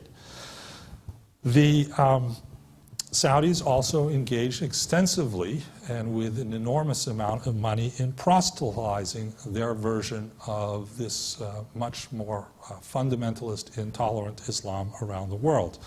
For example, in Brussels, the majority of clerics operating in recognized mosques in Brussels are provided by the Saudi government at the Saudi government's expense. The largest mosque in Brussels is owned by the Saudi government and was given by then King Badwan to then King Faisal back in the 1970s as a gift to the Kingdom of Saudi Arabia. It is well known that that mosque is a center of jihadist proselytizing. I'm not saying that the terrorism was planned in the mosque. What I am saying is that the kind of Islam that the terrorists practice was very similar to the kind of Islam that you could find in that mosque. It's also important to recognize that Saudi Arabia is not the only country that proselytizes its own version of Islam. Iran certainly engages in the same thing. If you look at state-sponsored mosques and madrasas in Pakistan, roughly 2/3 of them that have been identified as having a foreign state sponsor are sponsored by either the Kingdom of Saudi Arabia or, in a few cases, the United Arab Emirates and Qatar. And roughly 1/4 are sponsored by the Iranian government, and the rest are sponsored by Malaysia and a few other places like that. So they're not the only country involved in the proselytization of a different kind of Islam, but because their version of Islam is rooted in Sunni Islam, their proselytization efforts cover 90% of the Islamic world. It's also important to note that even if there was no Saudi proselytization of this kind of Islam, we would still have extremist groups that practice a version of Islam very close to them. The Afghan Taliban are a very good example of that. The Afghan Taliban didn't need Saudi clerics to come up with their own version of a medieval hell that they created in Afghanistan in the 1990s. That was deeply rooted in their own Pashtun tribal beliefs. But the Saudis can reinforce groups like the Afghan Taliban moving in that direction. The clerical establishment in Saudi Arabia exercises enormous influence on the government. Saudi Arabia is in many ways a cooperative bargain between two families, the House of Saud, the family of the Al Saud, and the House of the Al Sheikh. The House of the Al Sheikh are the descendants of Ibn Abdul Wahhab. The two families are intermarried. very closely. For example, King Faisal's mother was an al-Sheikh. His father obviously was Ibn Saud. And you have very, very many cases of members of the House of Saud growing up in the homes of members of the House of al-Sheikh. Just recently, 130 Saudi clerics wrote an open letter to the King Salman, urging him to take even harsher measures against Shias, to expand the campaign against Iran, to encourage alliances with others in fighting Iran and in fighting Shiism. And it's pretty clear reading between the lines that there's not a lot of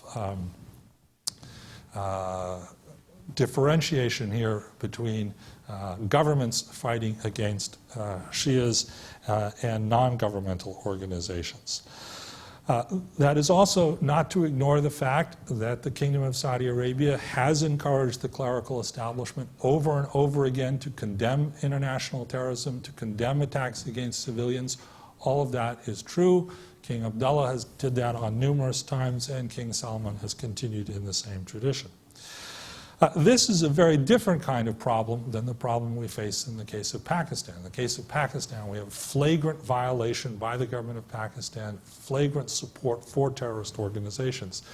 In the case of Saudi Arabia, we have a pretty good track record in fighting terrorist organizations, but we have an ideological problem, almost a theological problem. Well, the United States government is not organized to do theology. We don't have a Ministry of Islamic Affairs. We don't have a Ministry of Christian Affairs. We don't have a Ministry of Judeo-Christian Affairs. That, of course, could all change depending upon who the next American president is, but I think it's unlikely that we'll have a Ministry of Judeo-Christian Affairs, even if Donald Trump wins. How do you engage with Saudi Arabia on issues like this? I think the honest answer is we haven't really engaged with them. We've engaged on particulars: funding, closing down fundraising, closing down financial support, trying to target specific individuals. But the notion of trying to find some kind of bargain on theology, the United States government has been unable to deal with. Let me just close by mentioning one other thing, which is the now increasingly famous 28 pages from the Senate investigation of the 9/11 Commission report. Like everyone else, I'm eagerly looking forward to reading those 28 pages. I have some vague recollection that when I was in government, I might actually have read them. If that's true, they didn't leave a lasting impression, or I didn't take appropriate notes, which would have been wrong in any case. So I don't really know what's in them. A great deal of information has been leaked about what's in those 28 pages. I think it's going to be fascinating to read them. I hope the President releases them without redaction. There's really no reason why he shouldn't. There's really no reason why he's stalled on doing this for 7 years. We should have seen this document 7 years ago. But I am skeptical that when we do see these 28 pages, we're going to find a smoking gun that points to Saudi government or Saudi officials being directly involved in the September 11th plot. If there is such a smoking gun, obviously it will lead to a crisis in U.S.-Saudi relations, but I think at best we're going to have a lot of questions and for further investigation after their release, rather than a case against the Kingdom of Saudi Arabia. And let me close there. Well, thank you, Bruce. Well, I think we've had 3 great presentations. I think we have, the complexities of the 1970s and terrorism and our international responses to that. I think Bruce has showed us that, in the 21st century, that complexity is on steroids, probably. And then I think the privacy issue. I listened to Laura, and I remember the oath that many of us have taken: support and defend the Constitution of the United States. And I think that her presentation really sums that up. And so I think that's really quite a counterpoint to how do we balance security and intelligence and our liberty. And so I think that's she gave us a very, very important look at a different way to look at the threat and the threat to ourselves. So with that, I will open it up for questions, and the first will be to Dr. English. Thanks very much, David. And thanks for 3 wonderful presentations. I enjoyed all of them. I've got a quick question for each of you.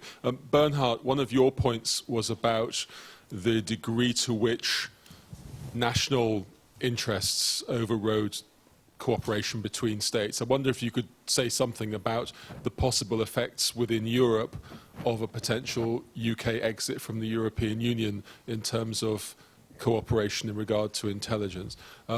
Laura, very struck by your talk, and it echoed things which people like Conor Gearty at the LSE have been writing as well. My question for you is about how much do we know about what was actually done with all of those billions of bits of data about who was phoning who? Because my impression from the evidence that I can see merely as open source observer, as a mere university worker, certainly what GCHQ claim, but what I've heard about the FBI and CIA and so on as well, is that even if they wanted to follow up too much of what people are saying, they don't have the personnel all the time to do it, and that therefore probably what they're aiming to do for the most part is to use that fishing expedition, as you put it, to find what they would call as bad guys. But maybe I'm being naive. I mean, is there evidence of specific examples of the kind of malign development that you were referring to, blackmail, using it for non-terrorist stuff, or is it the case they've got all these billions of data but they're on some mega file and they're just using it to find people who are trying to blow up Cincinnati or something?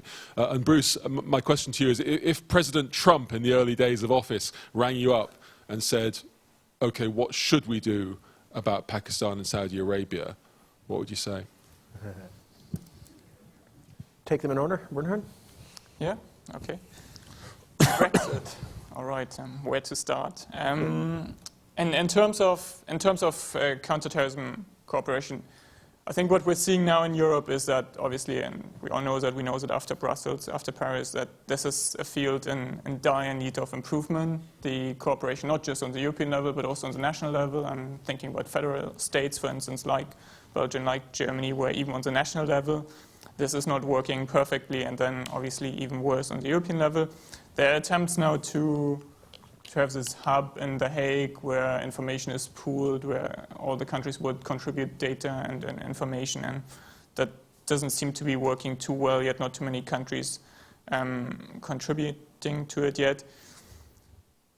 What Brexit would mean for that, I mean, here I am guessing. I think there would be a lot of unwillingness on the part of most European countries to cooperate with Britain in any way, because they want to send a signal to other countries that might contemplate leaving the EU that Brexit, or whatever you call it in the other cases, doesn't work out. So there are no special arrangement for these countries. They will basically go to a non-relationship with the EU. In terms of intelligence, counterterrorism cooperation, I think that certain force majeure events, if there's really a big crisis happening again, perhaps there will be some special cooperation with the UK simply because you do need them. They are very efficient in intelligence gathering. I think especially the French would be probably more willing eventually to do that because after the Paris attacks, they have stepped up their own intelligence agencies. The Germans would probably be less likely to do that because I think in Germany we see a trend which is very opposite to most other countries where the competences of the Federal Intelligence Agency, the BND, are actually reduced for, well, many reasons, privacy, protection, data protection reasons. So I don't know in how far that would make Germany a strong advocate for that. But I think, first of all, it would be a bad message because there would be less cooperation, but in specific events I could see that, that some special mode of cooperation between Britain and the EU would still develop simply out of necessity. Hi, Richard. Nice to see you. And I'll talk to Connor, actually, about, because I haven't looked at some of his latest work, so I'd be interested to read it.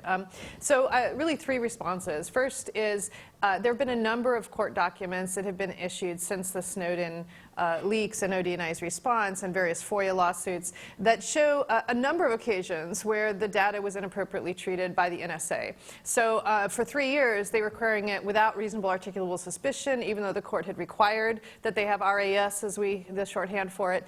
They were querying it regularly without keeping watch on it. I mean, so much so that the court itself said, this is illegal what you're doing, and this is deeply problematic. And what made that even more problematic is the court said, look, the only way you could get this information information is because we're giving you special rules to get it. You couldn't get it under ordinary subpoena. And the reason that was a problem is because the statute actually said you have to be able to get the information under ordinary subpoena. So in fact, there's been a lot of malfeasance behind the scenes, and the court picks up on this again and again and again and again and gets very upset with NSA, but nothing follows from that. And we've had, some information come out about Lovent, right, which is where they were querying it for like love affairs or people they're interested in dating. You have them querying the database. More seriously, and this gets, into the 702 program, the second point, about 4 months before the Snowden documents were released, there was a big case in the United States called Clapper, ACLU versus Clapper. And in that case, Don Verrilli, who was the Solicitor General, represented to the Supreme Court that if anybody wanted to challenge Section 702 surveillance, they would do so because they would be told when an ordinary criminal case was brought against them that the information came from Section 702.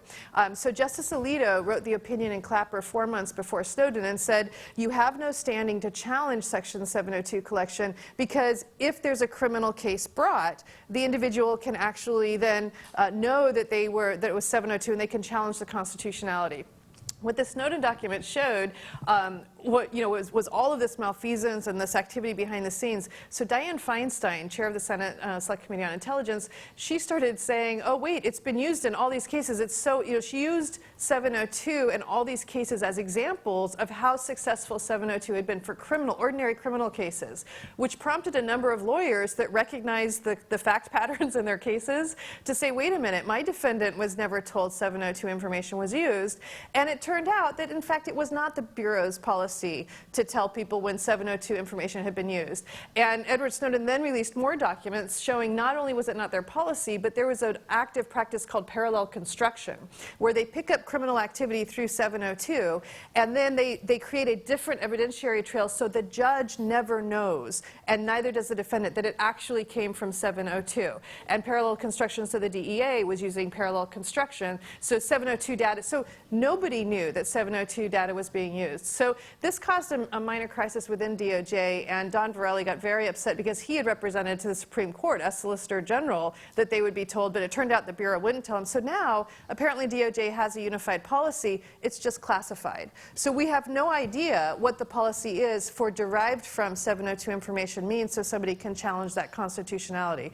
So the underlying picture is, or the overall picture is, we actually don't know how many cases, and certainly the dozen or so cases that Dianne Feinstein, Senator Feinstein, referenced, those cases, the attorneys from the government still claim, oh no 702 information was used, and Dianne Feinstein refused to comment further. So it's really unclear, and then you have this process of parallel construction going on, you have malfeasance that's been shown by the court, you have Lovent, and then of course Snowden documents themselves are the misuse of the information. That should never have been public, right? So there are all these ways in which that information has actually been used, not in ways that was intended. If Donald Trump is elected in early November, by late January, I expect to be finalizing my application for Canadian citizenship. And I don't think he'll be able to find me in Quebec City. So I don't really worry about, even if he wants to call me, he'll be able to find me. But if, to answer your question, in the case of Pakistan, I think we need to continue to have a policy of engagement. But I think we also need to come up with a policy of sanctioning individuals in the Pakistani army and ISI who we identify as having a role in sponsoring terrorism. In short, to identify patron state sponsors of terrorism, just as we now designate individuals on the terrorism list. I think that approach has a reasonable chance of having an intimidating effect on how the ISI leadership thinks about involving in terrorism. There is precedent for it. The Bush administration identified A.Q. Khan as a nuclear proliferator and took sanctions against him directly. Now, the Bush administration knew that A.Q. Khan was not operating on his own, that in fact he represented the Pakistani government when he sold nuclear material to Libya and other countries. They may not have known all that he was up to. They may not have been aware of the financial arrangements, but they were certainly involved in those operations. But by targeting AQ Khan in particular, we gave the Pakistanis a way to close down his operation without losing face. And I think the same approach could be used in going after generals in the Pakistani army. Now, this is going to create a very, very tense liaison relationship between the United States and Pakistan, and many of my colleagues at Langley have told me they can't imagine how this would work, and I've told them that we have to learn how to chew gum and walk at the same time, and I think it can be done. In the case of Saudi Arabia, I think it's a much, much more difficult problem because, as I said, there really is no, what are we going to ask them to do? Change their faith? That's, even if we could summon up the courage to have that conversation, I don't see that it's going to go anywhere. So I think we're probably stuck with the same problem we have today of trying to get cooperation on specifics, especially in the financing and fundraising area, and not have a much success in trying to change them on their theological beliefs. I'm open to propositions as what we could do instead, but I find it very hard to think of what those might be. Question over here. My question is about Saudi Arabia, actually. The Saudi government announced earlier this year that they're making pretty drastic cuts to their scholarship programs for students to study in Western countries, including mainly the U.S. What kind of impact do you think that might have on the environment in Saudi Arabia and the ability of extremist groups to recruit within the country? Well, it's not good news. I mean, one of the things that leavens living in Saudi Arabia is travel outside the kingdom, and particularly for educational purposes. It exposes Saudis to a different way of life. There's very little polling in Saudi Arabia. And what polling there is, I would urge you to be extremely suspicious of. But one poll I saw shows that a majority of Saudis do not know that theirs is the only country in the world in which women don't drive. A majority of Saudis think that is normal across most of the world. So the minute you bring a Saudi to the United States and you leave the airport, they realize that no, that is not normal to have no women behind the wheels of a car. Unfortunately, the kingdom has realized that the welfare state that they created in the 1960s and 70s is no longer sustainable at oil prices of $40 a barrel, and that they can't afford this kind of luxury anymore. It is interesting that the deputy crown prince, Mohammed bin Salman, the king's favorite son and the defense minister and the man who just announced Saudi Vision 2030, is unusual as a Saudi prince in that he had no education abroad. He's never went to school anywhere in the West. He's a product solely of Saudi educational facilities. Right here. No, we need it for the video. My question is also on Pakistan and Saudi Arabia. The two countries that you talked about are very wedded to their specific brand of Islam. And so I'm just wondering, do you think, and they use that for their legitimacy, so is there any way that those two countries will ever divorce themselves from that brand of Islam? And if so, is that regime change? And can we do that, given the fact that they're two of our only sort of allies? Pakistan was created to be the homeland for Muslims in South Asia. The fact that there is now two homelands for South Asia Muslims, Pakistan and Bangladesh, has not changed the narrative. Saudi Arabia is created as an Islamic kingdom. The king's preferred title is not king, it is custodian of the two holy mosques. So short answer to your question is no, I don't think either one can be wedded from this. What would regime change lead to? In Saudi Arabia, I think we might be scared by what follows the House of Saud. I think you could easily see a situation like Syria or Yemen, which has devolved into chaos. I could even see worse situations. In Pakistan, I'm a little bit more optimistic that regime change can come in the sense that I think civil-military relations might evolve in the right direction over time. I'm not talking months. I'm talking years, if not longer than that. But it is conceivable to me that Pakistanis will, at some point, want a civil-military relationship which is more akin to what is normal in most democracies. The fact is we now had a civilian government in Pakistan since 2008, and while that's only 7 years, by Pakistani standards, that's pretty good, and it may evolve, but in a divorce from the notion that Islam is the identity of the country, I don't see that happening. Professor Hoffman?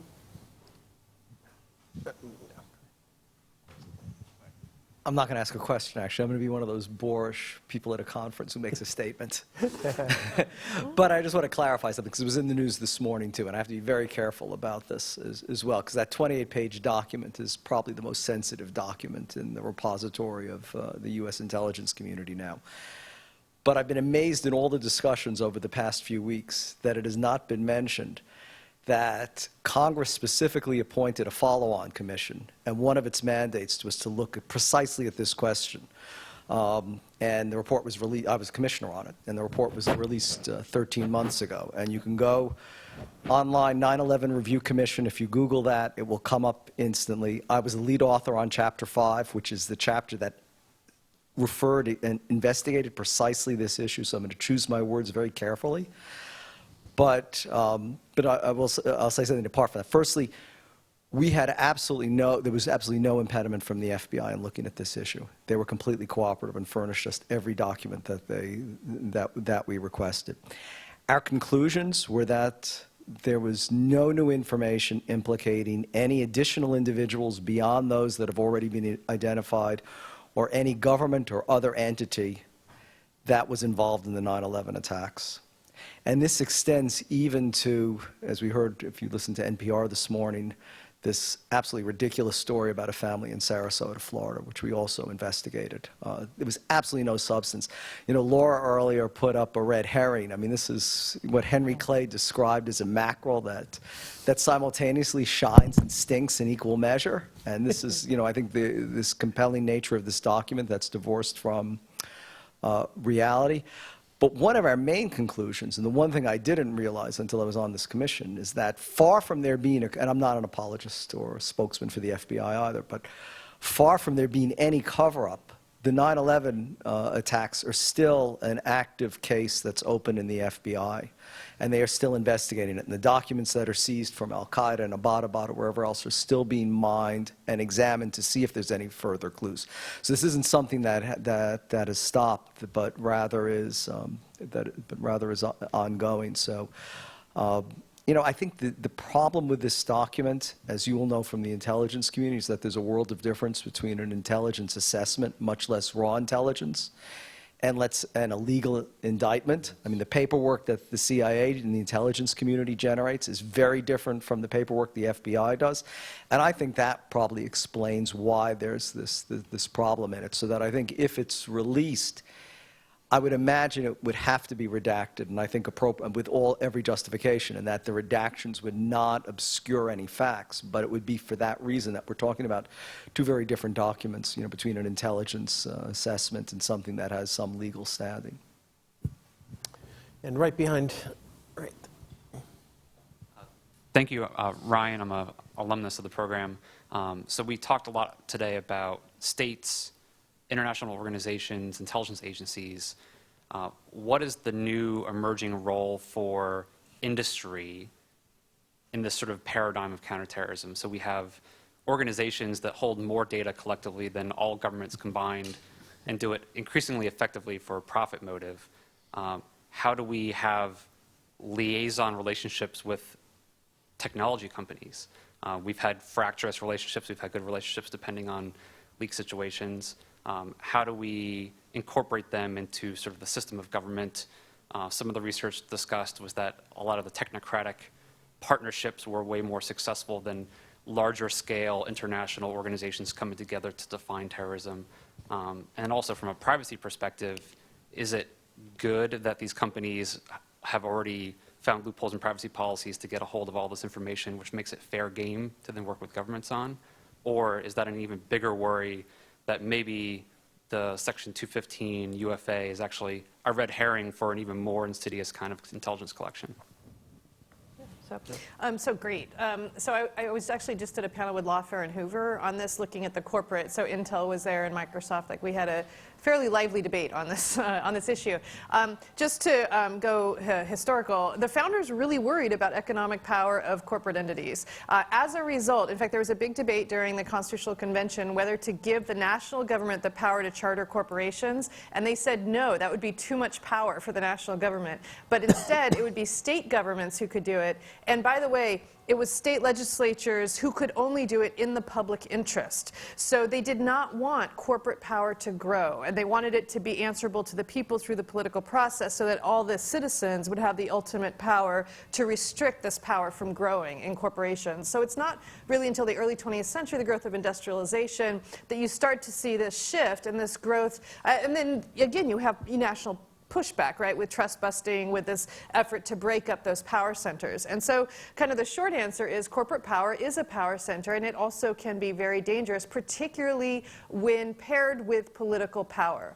So I think I must be one of like 3 people in Washington that every time I hear public-private partnership, I think, we don't want public-private partnership. The founders, you go through the Federalist Papers, they're full of discussions of this, right? The letters of the founding generation, because if you give political power and economic power a common base, you're talking about a lot of power in one place. And if there's anything we've learned through history, is that power has to be divided up. Otherwise, it becomes tyrannical and despotic, in its nature. So I don't take great heart from a public-private partnership between Apple and the government. And I think Tim Cook is great for taking on Comey as to whether he should be, jumping when Comey says he should say how high on the way up, as my dad, who was in the Army, used to tell me.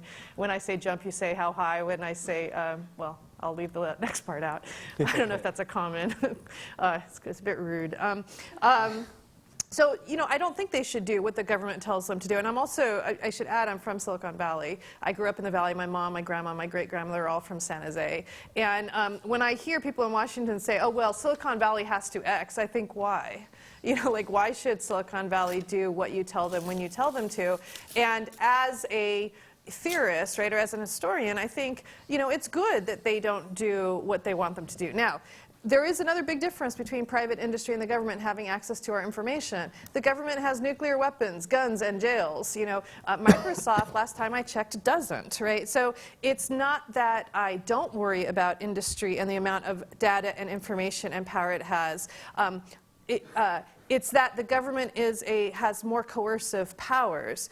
And when you start to see the confluence of these two into one, that's when I think we ought to be deeply concerned about ways in which digitization and the digital era in which we find ourselves could really have long-term consequences for individual liberty. Can I just add something to that? And once again, from the European perspective, I think the flip side of the coin is, of course, that industrial espionage can and apparently did happen under the guise of anti-terrorism intelligence or cooperation. Once again, coming from Germany, this was one of the big issues of the cooperation between American intelligence agencies and the Germans, that they apparently used this also to gather information on European companies, German companies, and obviously that doesn't improve in certain countries the reputation of this kind of cooperation. So I think that's just the flip side, that the organizations can cooperate with governments, or sometimes have to, in anti-terrorism, but they can also become victims of this kind of cooperation. Sorry, can I just add one more thing to that? Because it's an important thing to flag. Fourth Amendment jurisprudence is like pre-Cambrian compared to European. The new regulation came out last Thursday on privacy laws with regard to corporations. So in the United States, in a case from the 1970s called Smith versus Maryland, the Supreme Court held that we have no privacy interest in third-party data. So the fact that we turn all of our telephony metadata over to the government because you happen to make a phone call and they record the number you dial, you have no privacy interest in that. That's how the argument goes. But that case was decided, when Get Smart made fun of shoe phones, right, as a mobile device. And now we all have shoe phones, right, that we carry around with us. So, there's, within the jurisprudence within the Supreme Court, there was a recent case in 2012 called United States v. Jones, where even though the majority of the court decided the grounds on trespass, it was a case authored by Justice Scalia, Justice Sotomayor, and Justice Alito, and what is referred to as a shadow majority of the court, is beginning to embrace a position. So 5 justices said third-party doctrine should be jettisoned. What that means is that you have a privacy interest in information entrusted to third parties like corporations. They have yet to rule squarely on the issue, but that's the direction in which the jurisprudence is heading. Okay, well, I don't see any more hands out there. So we've come to the end of our second panel. We will reconvene tomorrow at 9 a.m. and 9 a.m. for breakfast, and we'll start. Let's see, our panel. Yeah, 10 at 9 a.m. for breakfast, and then we'll go 10 to noon tomorrow. So I hope to see everybody there. Thank you. Please join me in thanking our 3 great panelists today. We'll see you tomorrow.